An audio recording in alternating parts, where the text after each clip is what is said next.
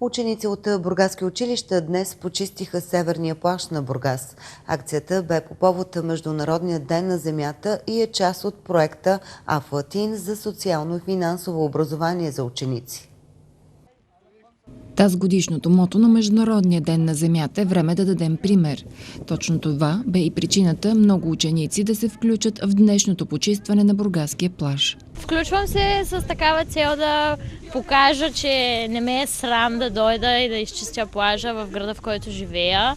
И да покажа на моите връстници и не само, и на по-големите хора, че трябва да пазим чисто, защото ние сме от Бургас и не само плажа, и целият град. Трябва да се научим кошчетата да ги използваме. Защото земята, майката земя е нашия дом и ние трябва не само на 22 април да се грижим за нея, ами всеки един ден. Освен, че почистиха плажа от отпадъци, част от учениците ще се опитат да рециклират. Идеята е от пластмасовите бутилки да се изработят сувенири за благотворителен базар, който също е част от образователния проект Афлатин. Базара е направен с цел това, което събират момчета и момичетата, да могат да го рециклират, да го преработят и да го продадат, за да събират пари, за да поддържат плажа, примерно чували, да си купят ръкавици. Каквато е идеята на програмата, да ги научат да бъдат социално отговорни и да печелят пари за кауза.